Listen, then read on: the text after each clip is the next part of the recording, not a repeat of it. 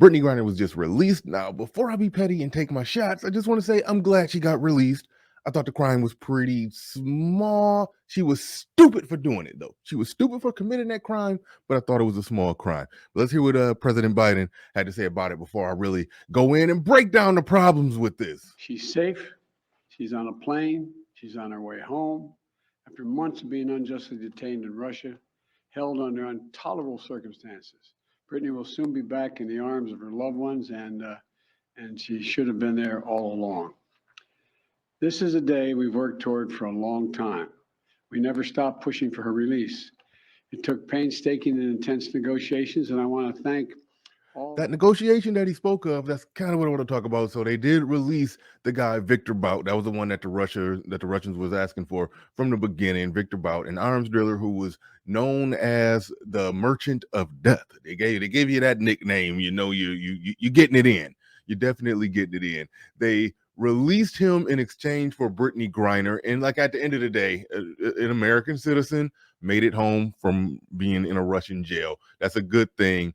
But if we're weighing out the balance, if we're looking at the scales of all of this whole thing, because when we look at who else is not coming home, Paul Whelan, a former Marine who's been held for the last 4 years and serving a 16-year sentence under the suspicion of spying, what the U.S.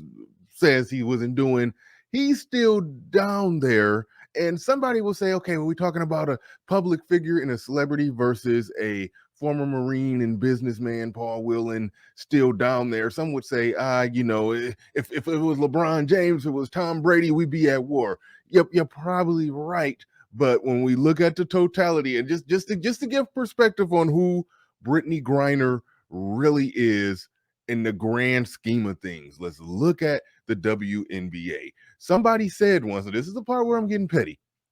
Somebody said once, it was a WNBA player that said, we don't want to make what the men make. We just want to make our the same share of the revenue that they make. Okay, cool. If you look at the fact that the WNBA loses $10 million a year, and then you run the numbers on that, it is 144 players in the WNBA, and you do the math, that puts it at a negative $83,000. Every WNBA player, technically, if they got paid the same revenue share that the NBA players get paid, they would owe $83,000.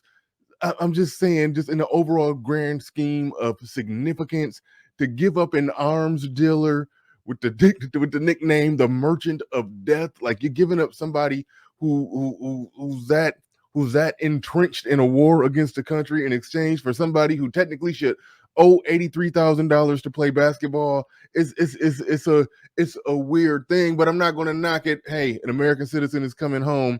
There's other American citizens that were left out of this negotiation. So yes, it was to just appease the public and look good. It really says something about how much they actually care. I mean, this man who served his country, this military man, this Marine who served the country, Paul Whelan, they're not going to bring him home or include him in the negotiations, but we got to get home the person who satisfies the feel-gooderies in the public perception, in the public persona, in the reputation of the president. You know, election years is going to be coming around. It's going to look bad on the resume. You didn't get Brittney Griner out, so that's really what this really was about and what it really came down to.